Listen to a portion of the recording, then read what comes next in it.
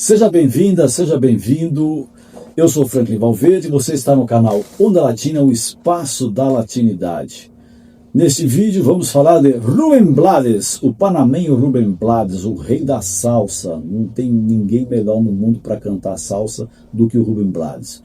Os outros não se sintam ofendidos, mas o Blades é um mestre da salsa, é um cantor fantástico, né? Para vocês terem uma ideia, além de cantor e compositor, ele é formado em Direito, né? E também em outras áreas também aí que eu vou deixar para o Fernando Valverde, que é o nosso convidado de hoje. Mais uma vez ele está voltando ao canal para falar do Rubén Blades, né? O Fernando é professor de espanhol, baterista da banda Sacha e um pesquisador de música latina. Por isso que ele está aqui, né, para falar da música latina do Rubén Blades. O Blades nasceu, Rubén Blades Bellido de Luna, na cidade do Panamá, em 1948, no dia 16 de julho. E durante muito tempo ele fez sua carreira também, não só nos Estados Unidos, como também nos Estados Unidos. Quando é que iniciou a carreira do Blades, Fernando? Como é que iniciou? Quando e como iniciou? Bom, o Rubén Blades, ele lança o seu primeiro disco em 1969, mas é bem no momento em que ele está em vias de terminar a faculdade. Então, ele viaja, grava o disco, mas depois ele volta ao Panamá, termina a faculdade, e só lá no meio de 70 e alguma coisa, 74, 75, que ele volta aos Estados Unidos. E aí olha que interessante, esse primeiro disco que ele lança não tem tanto sucesso assim, né? Não é um grande êxito, só que em meados dos anos 70, quando ele volta, ele passa a trabalhar como office boy na gravadora Fania Records, que é basicamente assim, a principal gravadora de salsa dos anos 70, 80, 90 dos Estados Unidos. É a partir dessa gravadora que saem discos de Celia Cruz, Héctor Lavoe, que é um excelente cantor de salsa porto-riquenho, Adalberto Santiago, que também é um outro excelente músico, enfim. E a partir da Fania Records ele acaba conhecendo também outro excelente músico, que é o Willie Colón. Willie Colón. Exatamente. E com o Willie Colón que ele acaba tendo esse sucesso. Eles lançam um disco em 77, ele lança o disco Metiendo Mano, que tem uma música já de muito sucesso, que é uma música chamada Pablo Pueblo, que conta a história de um pai de família que vai em busca da sua labura ali diária e trabalha muito, só que no fim das contas o que ele ganha não consegue sobreviver. Isso lá nos anos 60 continua até hoje, né? Exatamente. É incrível. Mas e aí, a partir desse contato com o Willie Colón, que eles começam inclusive a criar uma coisa muito única, que é a salsa com consciência política. Isso eu acho muito interessante. Enquanto o Héctor Lavoe, Adalberto Santiago e outros músicos excelentes vão falar sobre amor, vão falar sobre a música, coisas mais mundanas, o Rubén Blades, pelo contrário, ele vai lá e bota o dedo na ferida. Muitas pessoas consideram esse músico como uma salsa intelectual, já deram esse nome de salsa intelectual. Excelente. Eu acho que realmente é um nome super aplicável, assim, porque realmente ele propõe pensamentos que fogem do comum, né? Exatamente. Sobre a realidade. Eu digo que às vezes o Blades ele faz a salsa enredo, né? Ou salsa crônica, que ele conta histórias, às vezes importantíssimas, perfeito, como se fosse um samba enredo, mas em salsa. Exatamente. Né? Histórias que você ouve e você fala, pô, olha só, ele está recriando, recuperando a história. E crônicas, né? Como mais adiante você vai falar do Pedro Navarra, né? Com certeza. Essa é uma grande crônica da cidade de Nova York. E falando sobre Pedro Navarra, um ano depois, em 78, ele lança aí o disco de maior sucesso e de maior venda na salsa, que é o disco Siembra, do Willie Colón com o Rubén Blades. O Willie Colón ali fazendo as bases, chamando músicos, organizando orquestra, e o Rubén Blades cantando. E nossa, esse disco eu acho assim, é desses que você põe do início ao fim e ele é maravilhoso. A música que abre o disco se chama Plástico. Eu acho muito interessante que os primeiros 15 segundos de faixa parece até meio um disco, um soul, que faziam muitos sucessos na época. Sim. Só que logo em seguida já tem uma virada e já vai para uma levada de salsa assim incrível. E a letra assim, é emocionante, eu diria, no mínimo. É verdade. Eu acho que é demais. Nesse mesmo disco tem Pedro Navarra, que conta a história desse personagem, né? O Pedro que caminha aí com uma faca e que faz pequenos delitos, né? Eu brinco até com alguns amigos que o Pedro Navarra seria alguma coisa como talvez o nosso Pedro Bala, que a gente pode até fazer esse paralelo com a literatura e esse personagem do Jorge Amado. E esse disco Siembra, realmente, assim, é até difícil de recomendar uma música, né?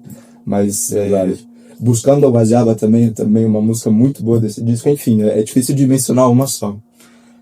2 anos depois, ele lança o disco Canciones... Pode deixar isso aqui por enquanto. Ele lança o disco Canciones del Solar de los Aburridos. E esse disco ele é muito importante porque ele tem a música... Ele lança a música Tiburón, que é realmente, assim, um grito contra o imperialismo norte-americano.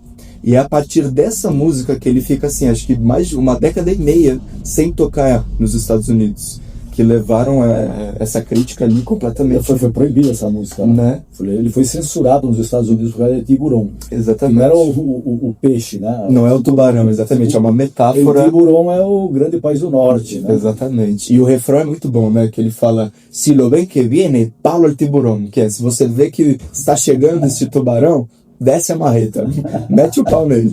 Eu acho incrível, e muito espirituoso também, né? Acho isso muito interessante, que ele consegue ser consciente, mas também tirar um sarro. Só que aí, em 1982, 83, a gente vê uma mudança, assim, no Rubén Blades. E aí, para encerrar os sucessos dele na Fania Records, ele lança esse disco, o Mucho Mejor, que é uma antologia. E particularmente é o meu disco predileto dele, porque tem muitos sucessos, é muito bem gravado. Enfim, desse disco a gente pode recomendar Amor Pa' Qué, Mucho Mejor, que inclusive dá nome ao disco, né? Enfim, eu acho que é um disco... Siembra também, que é o que leva o nome do disco de 78. Enfim, acho maravilhoso. E a partir do disco seguinte, que se chama Escenas, ele grava com a gravadora Elétrica. Que é uma gravadora aí conhecida por exemplo, um dos discos de mais sucesso do Metallica foi gravado pela Elektra. Só que com o intuito de diversificar ali a gama de artistas da gravadora, eles chamam o Rubén Blades. E aí desse disco aqui é muito interessante porque foi o primeiro disco, por mais que não seja um disco assim com grandes sucessos, é o disco que leva o primeiro Grammy do Rubén Blades, o disco Escenas, que ele grava inclusive aí com a banda Seis del Solar, que inclusive depois a banda continua igual, só que daí eles mudam o nome para Sol del Solar nos anos 90. Na minha pesquisa que eu fiz para o vídeo, eu acabei não encontrando por que eles acabam mudando o nome, mas eu achei interessante isso, assim, que no primeiro momento são 6 Solar, porque são 6 músicos que eu acompanho, e depois acaba virando Sol Solar, também sonórico. Em seguida, ele lança o disco também muito bom chamado Água de Luna, que é um disco muito interessante porque ele vai recuperar contos do Gabriel García Márquez. E inclusive tem uma música nesse disco chamado Ojos de Perro Azul, e é inclusive o nome do conto do Gabriel García Márquez, né? Tem outras que ele acaba mesclando ali alguma coisa. Por exemplo, tem uma música chamada Blackman, El Bueno Vendedor, que faz menção a um conto do García Márquez chamado Blackaman. Só que daí como ele tá ali no Panamá, grava nos Estados Unidos, ele acaba fazendo uma ilusão aí aos homens negros da época, né? Black man, fazendo essa alusão realmente às labutas diárias, às dificuldades de ser um homem negro nos Estados Unidos, enfim, seja hoje, nos anos 80, 90, 70, enfim. E esse disco eu acho muito bonito. E, bom, acho que essa faixa Ojos de Perro Azul é lindíssima. É lindíssima, né? Lindíssima.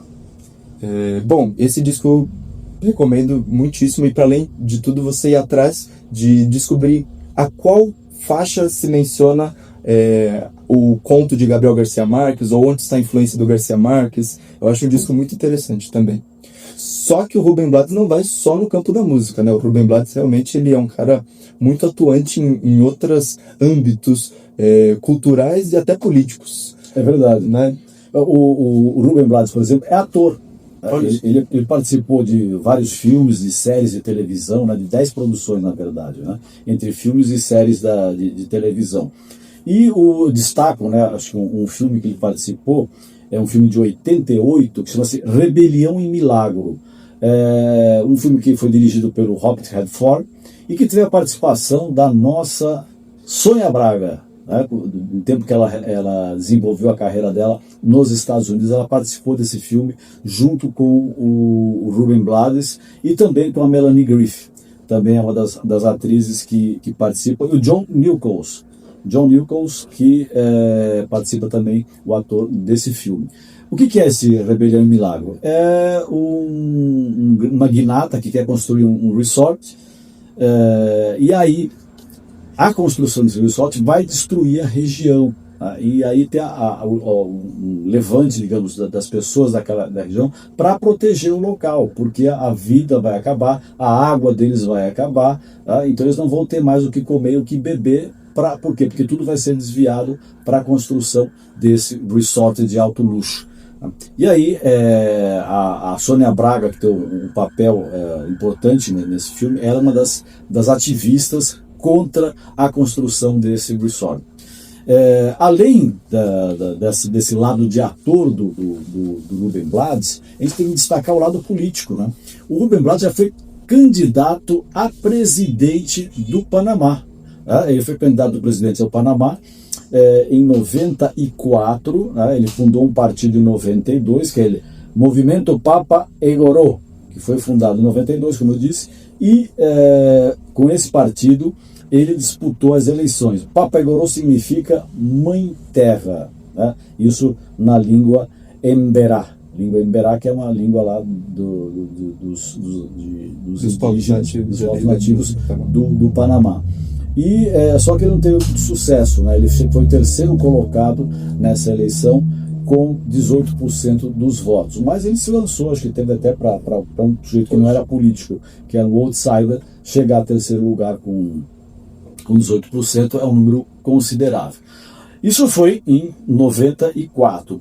Anos depois, em 2004, ele foi ministro do Turismo do Panamá. Aí o presidente lá resolveu nomeá-lo ministro do Turismo e ele ficou de 2004 a 2009, né, 5 anos como ministro do Turismo do Panamá. Essa é uma figura assim fantástica, um músico, um ator, um político, um advogado também, enfim, é um grande pensador da latinidade também. É um dos artistas de ponta da América Latina, o Ruben Blades.